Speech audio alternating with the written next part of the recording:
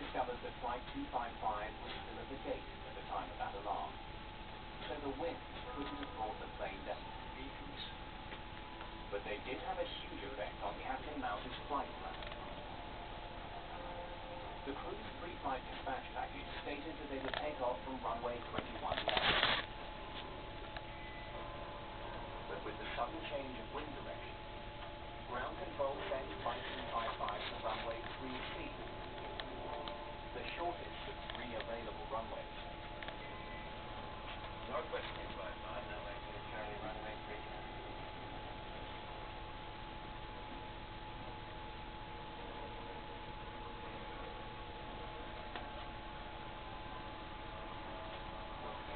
Charlie for 3 center, Northwest 255.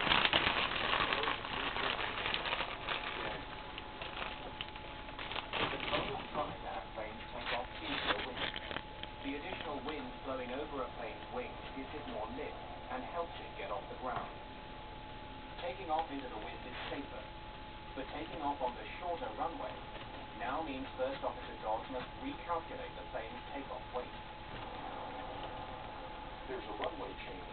You have to determine if the weight What are you doing? will permit it to accelerate and climb out safely. And this varies depending on the length of the runway, temperature, altitude of the airplane. Perhaps First Officer Dodds made a mistake in his calculation.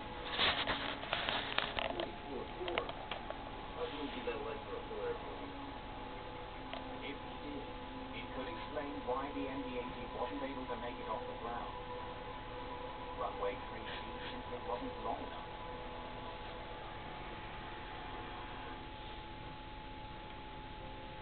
Using calculations based on average weight of luggage and passengers on board, Drake's team confirmed Dodd's estimate. The plane weighed 144,047 pounds, well below the allowable limit for runway 3C.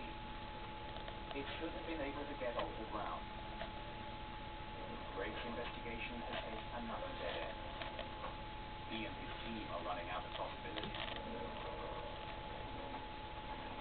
Until technicians can decode the damaged flight data recorder, the team must rely on the physical evidence that's been found at the crash site.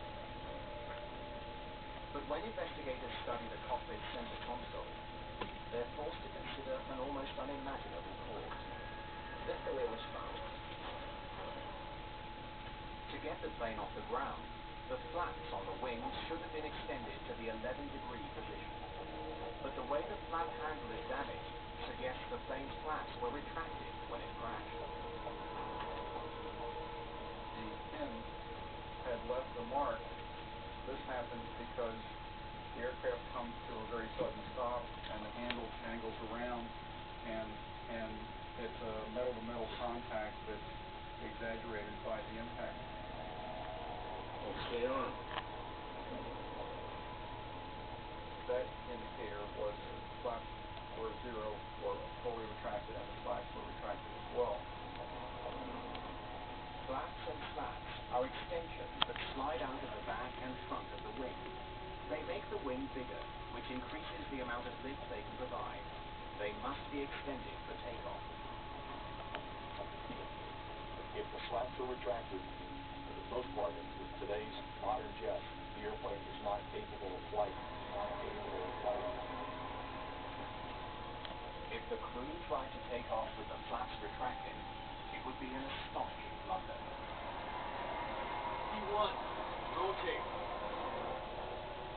But a pilot who was lined up directly behind Flight 255 on the runway is certain the plane's flaps were extended. You're sure the flaps were extended? Pilots in other aircraft that were to the point where the takeoff had begun were telling us that they thought the flaps and slats were deployed to a normal position. Investigators can't be sure whether the flaps were extended or not. The clues they need lie somewhere in the sea of debris recovered from the crash site. Eventually, investigators find the evidence they need inside a section of the plane's left wing. Each component of the flat system has its own drive system, and one of those